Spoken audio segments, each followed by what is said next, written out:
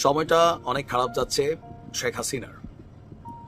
দেশের গণমাধ্যম, দেশের বিচারিক ব্যবস্থা, দেশের ট্রাইব্যুনাল, এখানে নানান ধরনের গল্প, প্রতিবেদন, নিউজ প্রতিদিনই আসছে। আর এগুলাতে বাংলাদেশের মানুষের এক ধরনের একটা মেন্টালিটি হয়ে গেছে যে না ভাই, এগুলা ঘটেই। তারপর সরকার ক্ষমতা থেকে পড়ে গেলে আবার কখনো এই সরকার আসার সুযোগ হলে একদম পানির মতন ঝরঝর করে যত মামলা আছে এগুলা পড়ে যাবে। আসলে যারা রাঘব বোয়াল বা এত বড় পোস্ট পদবিতে থাকেন তাদের কিছু করার মতন ক্ষমতা সরকারের থাকে না। তবে সরকারের ক্ষমতা থাকুক না থাকুক,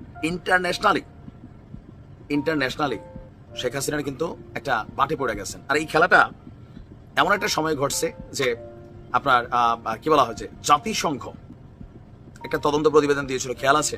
ওই প্রতিবেদনটা পূর্ণাঙ্গভাবে আমরা ওইভাবে দেখে নাই, বাট এখন এই প্রতিবেদনটা জাতিসংঘের যিনি মানবাধিকার কি বলা হয় যে কমিশনার আছেন, মানবাধিকার বিষয়ক হাই কমিশনার যিনি আছেন ভলকার তুর্ক, তার একটা বক্তব্য থেকে গতকালকে আপনার একটু শোরগোল পাকাইছে।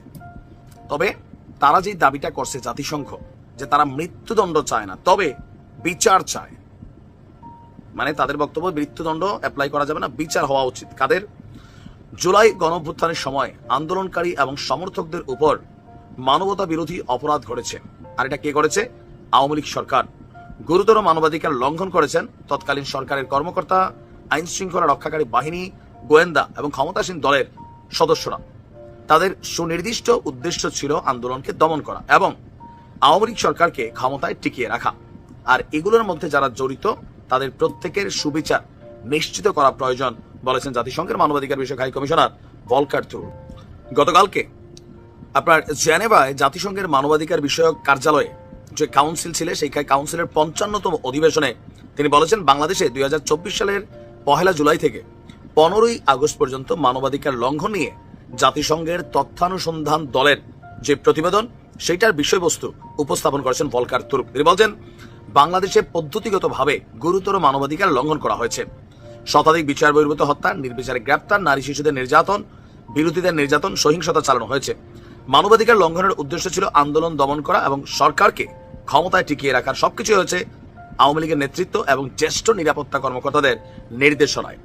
আন্দোলনকারী এবং তাদের সহযোগীদের দমনে মানবতা বিরোধী অপরাধও সংগঠিত করা হয়েছে। সরকার আন্দোলনকারীদের চিকিৎসা সেবা পেতে দেয়নি। এদিকে আন্দোলন শেষ হওয়ার পর ক্ষমতাচ্যুতদের বিরুদ্ধে গুরুতর প্রতিশোধ নিতেও দেখা গেছে। মানে তারা ডাবল একটা স্ট্যান্ডার্ড মারছে।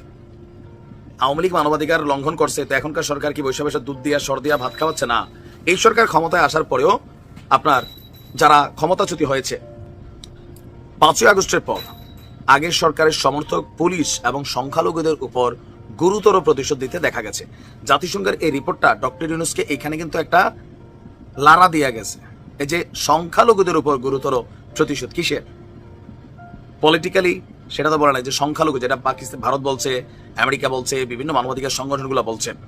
পরবর্তী পদক্ষেপ হিসাবে জবাবদিহিতা নিশ্চিতের বিষয়টি তুলে ধরেছেন তুর্ক। তিনি বলছেন জবাবদিহিতা নিশ্চিত প্রচেষ্টা শুরু হয়েছে। আন্তর্জাতিক ট্রাইব্যুনালে অনেক মামলা হয়েছে, তবে এ সকল মামলায় সুবিচার নিশ্চিত করতে হবে। আর জাতিসংঘ চাইছে মৃত্যুদণ্ডের বিধান যেন বাতিল হয়। জাতিসংঘ মানবাধিকার কমিশন এই ব্যাপারে সরকারকে সহায়তা দিতে রাজি আছে। এই রিপোর্টটা ইন্টারন্যাশনাল লেভেলে খুবই একটা ভ্যালুয়েবল রিপোর্ট, যেটা আওয়ামী লীগ সরকারের প্রধান যিনি ছিলেন শেখ হাসিনা সহ একদম ঊর্ধ্বতন বেশ কিছু নেতারা, প্রশাসনের কর্মচারীরা, প্রত্যেকের জন্য খুবই নেগেটিভ। যে হ্যাঁ না, সরকার কি বলছে, এটা হয়তো রাজনৈতিক সরকার না, বলতেই পারে এরা মিথ্যা বলবে, কিন্তু যখন জাতিসংঘ থেকে একটা রিপোর্ট হয়, রিপোর্টটা সারা পৃথিবী দেখে। ইন্টারন্যাশনালি এক ধরনের ইমেজ সংকটে মানবতার মা হিসেবে তিনি বেশ কয়েকবার উপাধি পাইছিলেন, রোহিঙ্গা জায়গা দিয়া, সব কিন্তু শেষ হয়ে গেছে। দেখা যাক কি হয়। ভালো থাকুন।